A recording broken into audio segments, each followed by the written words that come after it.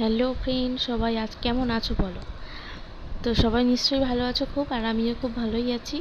খুব ভালো বলতে পারছি না, এখন তোমাদের সাথে পুরো ভিডিওটা দেখো, তারপর বুঝতে পারবে যে আমি কেন কথাটা বললাম। তো কি এখন এইটা দেখে কিছু বুঝতে পারছো না, তাই তো? যে এটা হচ্ছে এটা কি, তাই তো?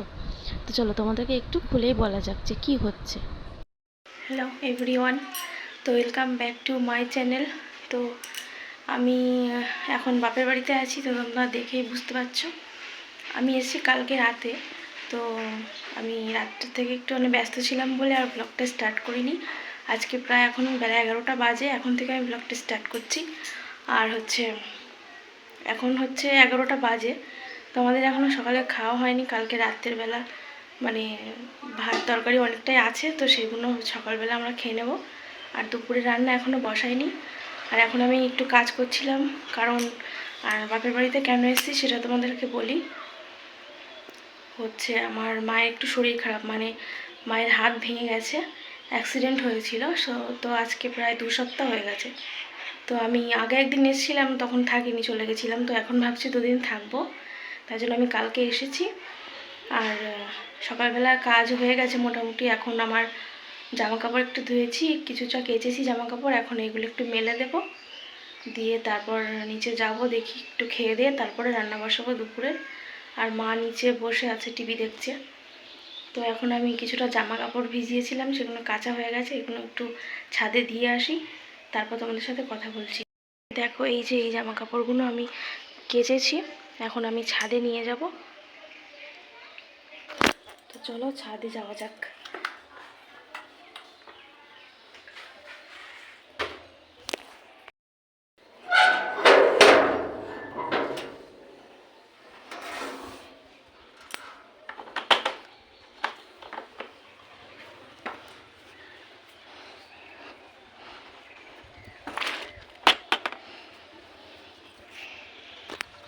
তো এখন চলো জামা কাপড়গুলো মেলে নিই। তো তোমরা তো দেখতেই পেলে যে আগের দিন আমি রাতের বেলায় বাপের বাড়িতে এসেছিলাম। তো তখন একটু ব্যস্ততার কারণে আর কি ফুল ক্লিপগুলো আর তোমাদের সাথে শেয়ার করা হলো না। তো তো ভিডিওটা অনেক আগেই শ্যুট করা, আমি কিছু পার্সোনাল প্রবলেমের জন্য আমি আর কি ভিডিওটা আপলোড করতে পারছিলাম না। তো তো তোমরা তো বুঝতেই পারছো যে আমি তোমাদেরকে সব কিছুই বললাম যে মায়ের কেমন অবস্থা, কারণ মায়ের একটু শরীরটা খারাপ। এবার এই সময় দেখবে, তোমরা প্রত্যেকেই দেখবে, আসলে আমরা মেয়েরা প্রত্যেকেই বিয়ের পর তেমনভাবে বাপের বাড়িতে আসার তেমন একটা সুযোগ পাই না। কিন্তু মাঝে মধ্যে যখনই শুনি বাবা মায়ের কোনো কিছু হয়েছে বা কোনো শরীর খারাপ বা কিছু, তখন যদি সেই সময়টা তাদের পাশে দাঁড়াতে না পারি, তার থেকে খারাপ অবস্থা হয়তো আর কারোরই হয় না। এটা শুধুমাত্র মেয়েরাই বুঝবে। তো তো অনেক দিন ধরেই ভাবছিলাম যে আসবো মায়ের কাছে, এসে কিছুদিন থাকবো। তো কয়েকদিন আগেও গেছিলাম বাপের বাড়িতে, কিন্তু তখন আর থাকা হয়নি। আমার শ্বশুরবাড়িতে একটু কাজের জন্য আমাকে আবার রিটার্ন চলে আসতে হয়েছিল। তো যার জন্য আমি তখন গিয়ে থাকতে পারিনি, তাই জন্য এবার বলে গেছিলাম বাড়িতে যে আমি কিছুদিন থাকবো, তারপর মায়ের কাছে থেকে কিছুদিন পরে আবার বাড়ি চলে আসবো। তো দেখতেই পাচ্ছ, এখানে আমি তোমাদেরকে বললাম কিছু অনেক জামা কাপড়, দেখতেই পাচ্ছ মা যেহেতু নিজে হাতে কিছু করতে পারছে না, অনেক জামা কাপড়ই আছে। তো সেগুলো কাচাও হয় না, একটু ধোয়াও হয় না। আর জামা কাপড় না কাচতে পারলে এই গরমের মধ্যে ভালোও লাগে না। তাই জন্য আমি কিছুটা জামা কাপড়, বাবার, ভাই, মায়ের কিছুটা জামা কাপড় আমি একটু কেচে একটু রোদ্দুরে দিয়েছিলাম। আর এখন একদম গরম পড়ে গেছে ভীষণ। আমি ছাদের মধ্যে তো দাঁড়ানোই যাচ্ছিল না, এত রোদের তাপ। তার উপর আমি কোনো রকম তাড়াতাড়ি করে একটু কাজকর্মটা সেরে নেওয়ার চেষ্টা করেছিলাম। তো তোমরা অনেকেই হয়তো ভিডিওতে অনেক ভুল ত্রুটি অনেক কিছুই খুঁজে পাবে। তো তোমরা একটু ম্যানেজ করে নিও। আর আমি খুব একটা কথা বলছি না, আমি সিম্পলভাবেই সবসময় থাকার চেষ্টা করি। আমি তোমরা ক্যামেরাতে যেমন দেখছো, আমি ঠিক সিম্পল একদম এইভাবেই সাধারণত বাড়িতে থাকি। তার জন্য তোমরা কেউ কিছু প্লিজ মনে করো না, কারণ আমি বাড়িতে এইভাবেই থাকি। আর আমি এইভাবেই আমার যেভাবে থাকি আমি সেভাবেই তোমাদের সাথে সব কিছু শেয়ার করছি। তো এখন আমার অনেকটাই জামা কাপড় অনেকটাই প্রায় রোদে দেওয়া হয়ে গেছে। এবার নিচে যাব, নিচে গিয়ে দুপুরে রান্নাটা বসাবো আর সকালবেলা আমাদের টিফিনটা করে নেব। তো চলো নিচে যাই।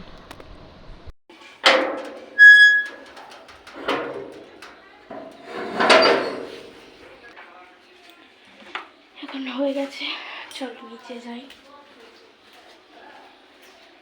এবারে সকালের খাওয়াটা।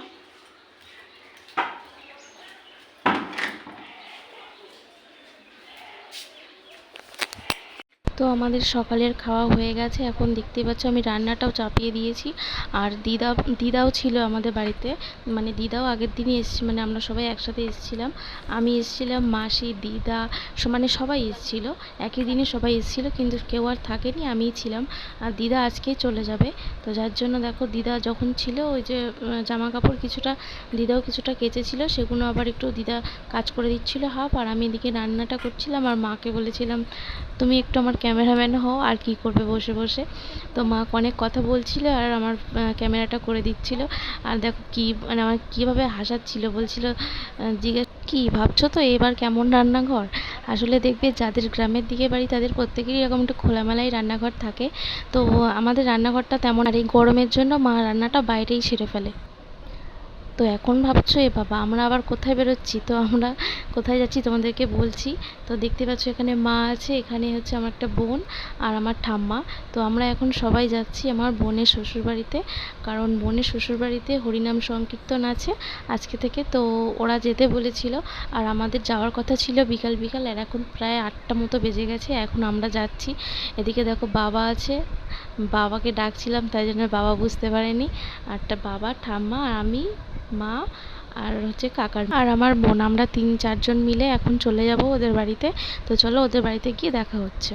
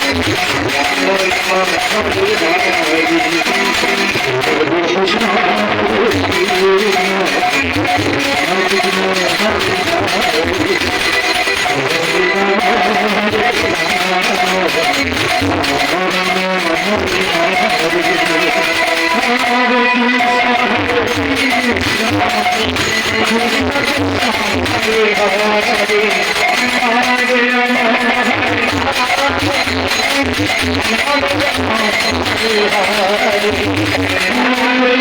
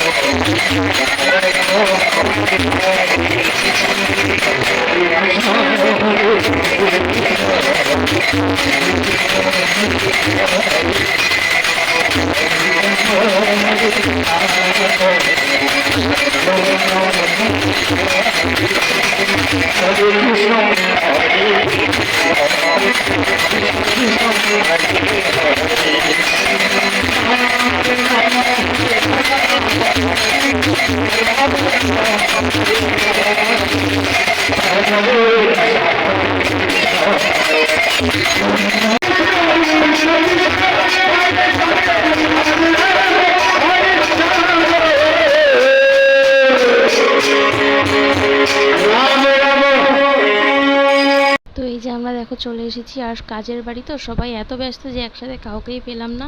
তো চলো পরে দেখাবো তোমাদেরকে। আর এই যে দেখো, এটা হচ্ছে আমার বোনের ননদের ছেলে। তো এখন অনেক রাত হয়ে গেছে, প্রায় 12টার মতো বাজে। আমরা এখন মানে প্রসাদ খেতে বসেছি। এখন প্রসাদটা খেয়ে নেব। প্রসাদ খাওয়ার পরে আর রাতের ডিনারের পরে কিন্তু আমরা সবাই সারা রাতই প্রায় জেগেছিলাম, কেউ কিন্তু ঘুমায়নি। যেহেতু হচ্ছে বাড়ি একদম সামনেই অনুষ্ঠানটা হচ্ছিল, প্রচণ্ড জোরে। এবার দেখো, পরের দিন সকালবেলা আমরা বেরিয়েছি নগর কীর্তনে। তো এখানে নগর ভ্রমণে এসেছি। এখন বেশি কেউ আসেনি, ওই কয়েকজনই এসেছিলাম। আমি এসেছিলাম আর বোন এসেছিল। তো ওই যে সামনেই দেখতে পাচ্ছ সবাই নগর ভ্রমণে বেরিয়েছে। এখানে হচ্ছে ওদের মানে প্রচণ্ড গরমের জন্য আর কি কেউ বাড়িতে যায়নি, সবাই রাস্তা থেকেই হচ্ছে কি গৌরনিতাইকে সেবা দিচ্ছিল। আর এই যে গৌরনিতাইয়ের প্রসাদ দিয়েছিল আমাকে, আমি আবার সবাইকে একটু ভাগ করে দিলাম। তো এমনভাবে নগর ভ্রমণ করতে বেশ কিন্তু ভালোই লাগে, তাই না? তো তোমরা যারা যারা নগর ভ্রমণ করেছো তারা তো অবশ্যই জানবে। আর আমার তো ভীষণই ভালো লেগেছে। আর ওদের সবাই মানে এত ভালো সবাই, যে সবাই সব কিছু মানে নিজের মতো করে নিয়েই যাচ্ছিল। এখান থেকে দেখতেই পাচ্ছ প্রচণ্ড রোদ্দুর যেহেতু, আর বেশিক্ষণ ঘোরাও যাচ্ছিল না, যেহেতু গৌরনিতাই সঙ্গে ছিল তাই জন্য।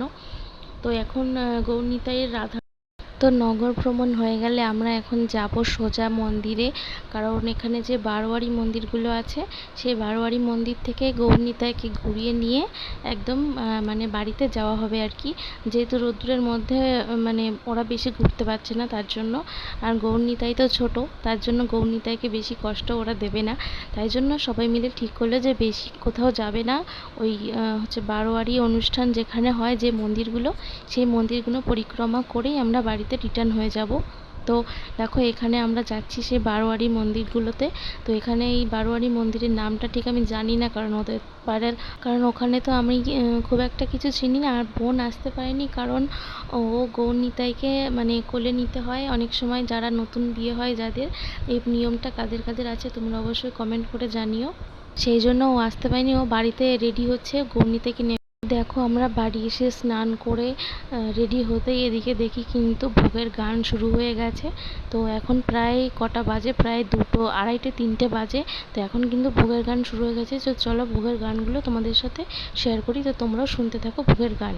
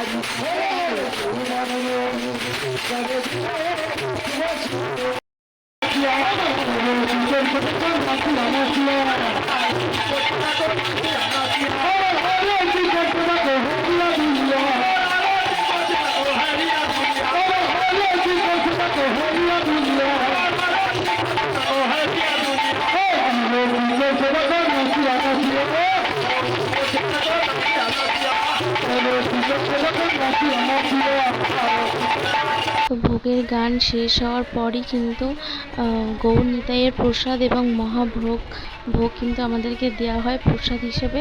তো আমি সব কিছু তোমাদের সাথে শেয়ার করতে পারলাম না, যেটুখানি পেরেছি। তোমাদেরকে কেমন লেগেছে তোমরা অবশ্যই জানিও। আর ভুল ত্রুটি হলে একটু মানিয়ে নিও। দেখা হচ্ছে পরের ব্লগে। সবাই কমেন্টে লেখো হরে কৃষ্ণ।